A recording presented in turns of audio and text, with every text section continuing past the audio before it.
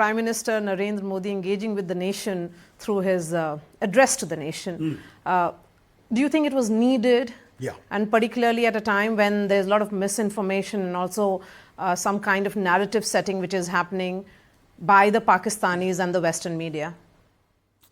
I think certainly it's always needed. I think it's a duty of a Prime Minister to speak to his people from time to time. He does this monthly broadcast on Man Ki Baat, but that's not really topical, urgent, critical stuff. It's more reflective in general.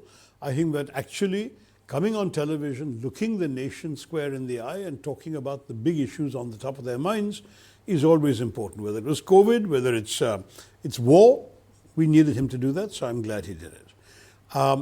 The question of the narrative, I don't think that he particularly addressed the other people's narrative at all. He talked about what we were trying to do, what we believe we've accomplished, and how determined we are in the future. That message is good. I don't think there was anything terribly new or surprising. Certainly people like us who've been following Indian policy have been saying more or less all of this. I was very pleased to see one of my lines that caught the attention of his speechwriters because he used it. When I said that the Prime Minister had said this is not an era of war, and I had added in my Indian Express article 2 weeks ago, but it is not an era of terrorism either. That line made it to the PM speech, so I felt chuffed about that. I mean, that's also a right message, right?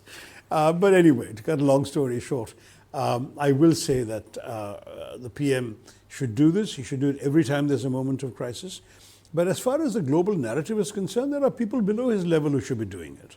The global narrative is shaped by various factors. It is shaped by the interests and the self-interests of governments and by the interests and the proclivities of the media organizations.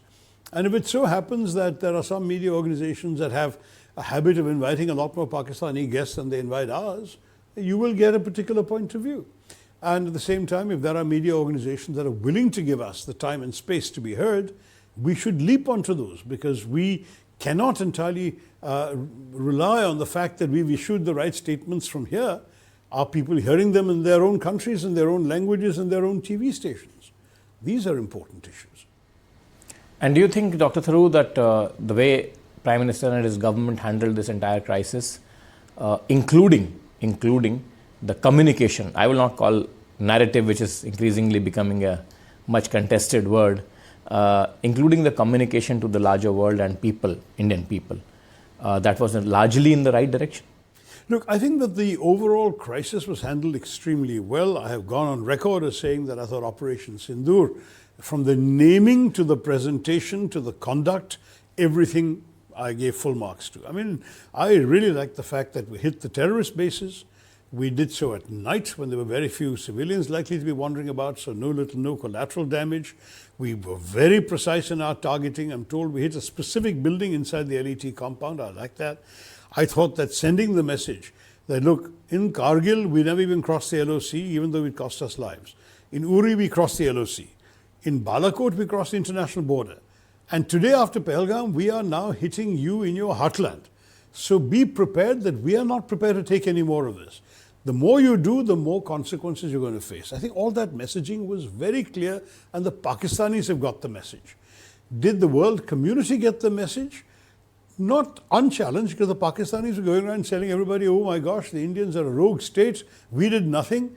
They were attacking us without any provocation. And when we say, but look at this Pahalgam, they say, we didn't do Pahalgam. Where is the evidence? And indeed, many foreign interviewers are badgering us to say, where is your evidence? Where is your evidence? To which all we could say is, where was the evidence that Osama bin Laden was there until they found him? You know, where was the evidence that they had done 26/11 until Qasab was captured alive? The problem is denial is the Pakistani modus operandi. So I have no doubt that a meticulously planned operation like this came out of a sophisticated military headquarters. It's not some random, crazy doing something. But I believe that though we have paused this operation now, and this pause will last long, I believe that we still have to go after the individuals who perpetrated Pahalgam. We seem to have identified 3 of the 4 of them by name. We have to go after them and get them. And that, whatever it takes, however long it takes, is something that is indispensable for India's self-respect to achieve.